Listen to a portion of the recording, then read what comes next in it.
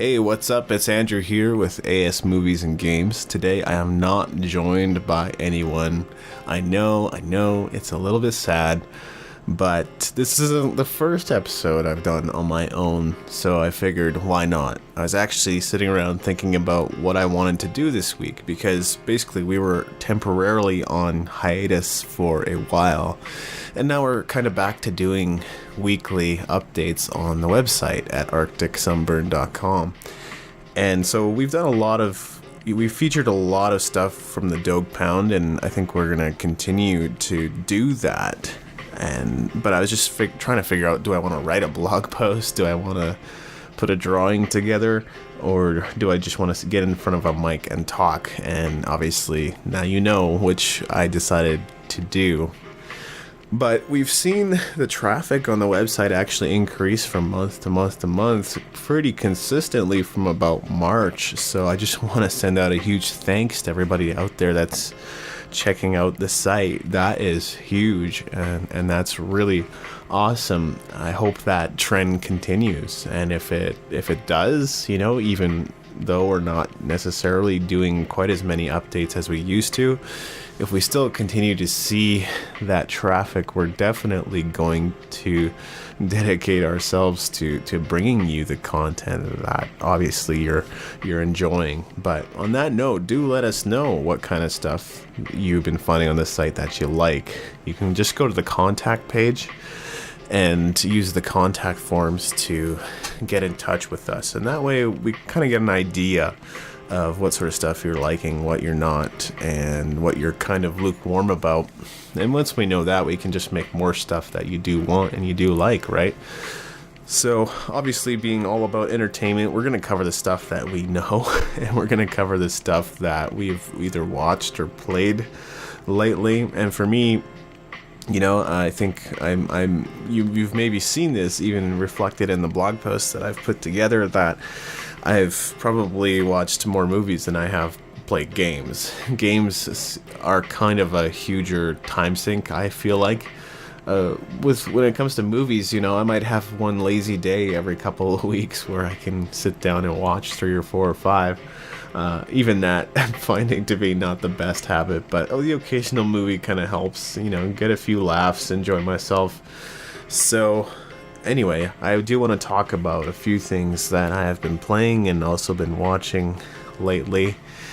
On the mobile side of things, I've been checking out Desert Island, and it sort of, to me, feels like a North American development that's copying a Japanese development. And we've already kind of seen a lot of that in the early days of even Nintendo, I would say, or Super Nintendo, where the North American games sort of tried to make themselves look like Japanese games. I don't know if that's necessarily a good thing or a bad thing. It just, to me, almost always comes across as some kind of attempt at being a copycat, and it's totally okay for North American developers, I feel, to come up with their own style and do it how they do. Why not? Japanese already have their style, and they have a fantastic style and approach to creating games. And okay, sure, they've dropped the ball with some of the Final Fantasy games as of late, and ever since we've kind of entered this 3D age of gaming, things haven't exactly been the same.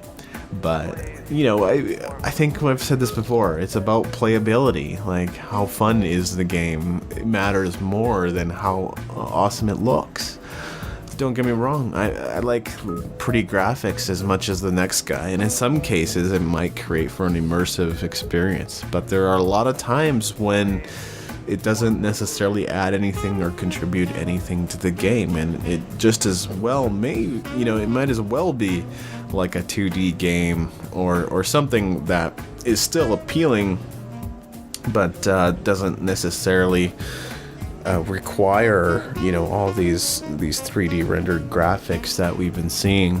But not that I am impartial to one or the other. Obviously, a lot of mobile games kind of have that older style of game, which I like. With Desert Island, it's interesting. It's one of those games that doesn't necessarily have a lot of explanation up front. So you're sort of figuring stuff out as you go. You learn to create new tools. You sort of have to study the tools. As you learn about new tools that you are able to create, you actually have to study them and enter materials that you think would build that tool, and that'll give you a certain percentage to learning how to make it. So I'm guessing at some point you're going to get better and better and better tools that allow you to do more things. And other than that, it seems like just collecting a lot of materials, staying alive, which actually in that game, it doesn't seem that hard. There's plenty of like berries and potatoes and other things you can pick up to restore your stamina. So although I do expect it to get harder in other ways, so far I'm not finding that dying is all that easy in that game. Not a whole lot else to say about it. It's pretty fun. It's a fun game that you may want to check out on your phone. It is free, and if you like sort of the idea of being stranded on an island and collecting materials and figuring out how to build tools, then maybe it would be your thing. I wanted to talk a bit about some Super Famicom, or even in general some SNES games that I've finally started getting back into a little bit. I guess that's kind of my thing. I've talked about that before, that, Japanese games, or especially kind of that era of games, is kind of my thing, or it's kind of my niche. I know there's other guys out there that cover the Japanese games, and frankly, most of them don't know how to speak Japanese, at least not as well as I do. But that's not a slight. I actually enjoy a lot of the reviewers out there. But some of the things that I've started to check out are Tales of Fantasia. I think, the ones that I'm mentioning here aren't exclusively Japanese. They've either seen a North American release or they have seen some kind of fan translation. But yeah, Tales of Fantasia, I haven't played much yet. It looks more or less kind of like one of those Square Enix RPGs from those days. Maybe a bit like Chrono Trigger, or maybe a bit like Secret of Mana 2, I guess, specifically. And then I've been starting to check out ActRaiser, and I actually really like the concept of this game, because you basically start as a level 1 god that has to fight monsters and or take care of the evil, so that in order to kind of repopulate Earth, as it were.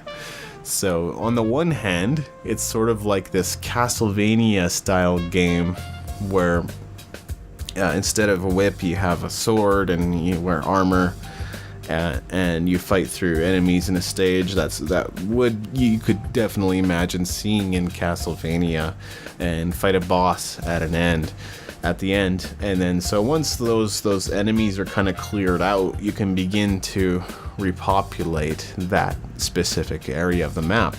Well, the fun or the interesting part about that is that once you clear out those monsters, then it sort of becomes a bit of a simulation game as well, because then you kind of tell where you want the populace to continue to build onto the city on that map, or that spot on the map. But you also have to fend off some flying enemies that can cause harm to your village or town or city as it's developing. So it kind of combines two elements, and the contrast, it almost doesn't work, but then it adds another layer to the gameplay, and I think that really makes it a lot of fun. So I'm glad I found it, and I'm glad I've checked it out. It's sort of weird how I never really learned or heard about some of these games. I've actually been deliberately looking for other Super Famicom games to play. These were kind of the two that I settled on yesterday or the other day, but I'm still looking for others. In fact, there's one turn-based tactical game in specific I believe it was a Super Famicom release only, not a SNES release, although I could be wrong, that I'm looking for right now. And the only thing that I can remember about it, if I could remember any other detail, you can be sure I would let you know. The only other thing that I can remember about it was that it had different colored gargoyles in it. But I remember that I really enjoyed this game, and I want to find it and see if I can load it up and play it, because those are the kind of games that I recall enjoying. So every once in a while my memory is jogged, and I want to go back and see if I can find these games, because really in Japan there were very few, I feel like there were very few opportunities to actually finish some of these games, like, not to mention the fact that they were really hard. ActRaiser, for example, is a pretty unforgiving game. What happens in it is that you have a certain number of bars of health, which is helpful, but you can almost count on the fact that you are going to lose some health as you're going through a specific dungeon, if not die in the process. There's also a time limit, and some of the boss battles actually kind of keep that time limit in place, so that you're not messing around waiting for the opportune moment to hit them. So games, and then there, in addition to that, there tend to be only like a one or a single checkpoint in each level. So if you make it all the way to the boss, then you're actually going back all the way to the beginning of the second half all over again. So it's a very, very, very unforgiving game. And so there are games like that I played in Japan, but I think it was either more of a time or interest thing. Like, the games that I really liked and really loved and really enjoyed, I did finish. Like Dragon Quest V, I probably finished multiple times, leveled up beyond level 70 or level 80 all the characters multiple times. It's not that hard when you've got the time and you're in elementary school. It's quite a different experience now as an adult, and going back and trying to play these epic RPGs that go on forever, just simply don't have as much time to dedicate to that, but that's just how it is. So yeah, I'm looking for that gargoyle game, and I'm gonna see if I can find it. I think that these days, the Wikipedia lists and the information that's available on the internet is fairly comprehensive, so I can't imagine it being too hard to find, but I might have to go through a process of elimination, clicking on every title to see if that's the game that I was thinking of or looking for. So that's probably one of the things I'm going to have to do to find it. As far as movies, I think, I continue to have this focus on comedies from the early 2000s and even the late 90s a little bit. But at this point, I'm progressively finding that I feel like I've watched them all.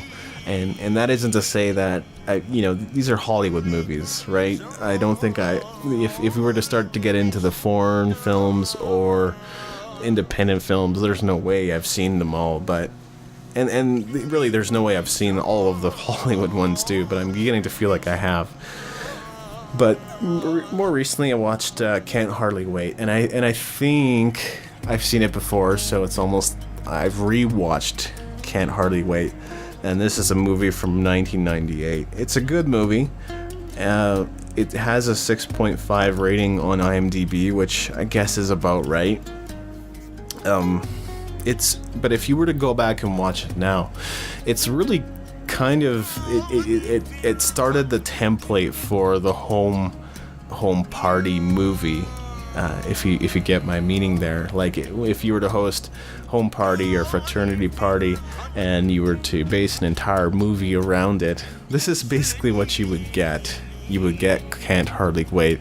So on that level, it is totally predictable. It's there's very few surprises in this movie if you were to go back and watch it now.